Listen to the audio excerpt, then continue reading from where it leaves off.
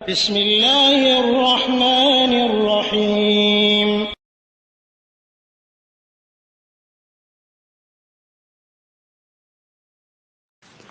ওয়ালাইকুম আসসালাম রহমতুল্লাহ বারাকাতু। এক ভাই বলছেন, মসজিদে জুমার দিনে বাংলা ভাষায় খুতবা দেওয়া বা হাদিস কোরআনে কথা বলা জায়েজ আছে কিনা।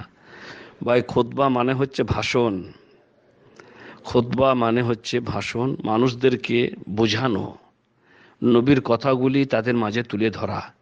সারা বিশ্বে মুসলিম যেখানেই আছে, প্রত্যেক দেশের একটি ভাষা আছে এবং সেই ভাষার আলেম ওলামাগণও আছেন। অতএব প্রত্যেক দেশের আলেম ওলামাগণ তাদের জাতিকে, তাদের সম্প্রদায়কে তাদের ভাষা দিয়ে বোঝাবে। এটাই হচ্ছে আল্লাহর উদ্দেশ্য। আল্লাহ কোরআনে বলেছেন, আমি দুনিয়াতে যত নবী ও রসুল পাঠিয়েছি, প্রত্যেক নবী ও রসুলকে তাদের জাতির ভাষা দিয়ে পাঠিয়েছি। তাহলে আমরা যদি আল্লাহর কোরআনটা তো কোরআনই, বুঝতে পারলেন, কোরআনটা তো কোরআনই।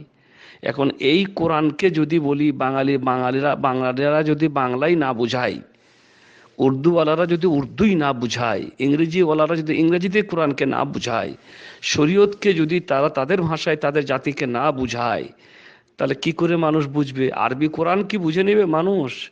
সবাইকে আরবি পড়েছে যে আরবি বুঝবে?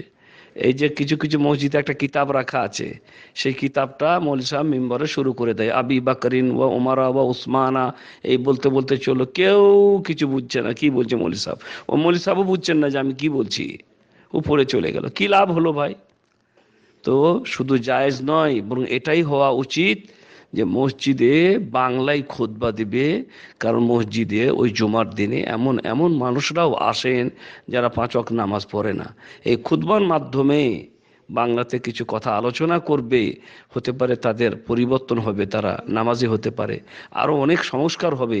সুদ খাওয়া ছাড়বে, ঘুষ খাওয়া ছাড়বে। আরও সমাজ কল্যাণমূলক অনেক কথাবার্তা আলোচনা হবে, যাতে মানুষের লাভ হবে। আর আরবিতে পড়ে দিয়ে চলে যাবে, ভেড়ার মতন মানুষ বসে থাকবে আর আরবি পড়ে দিয়ে চলে যাবে, কি লাভ হবে?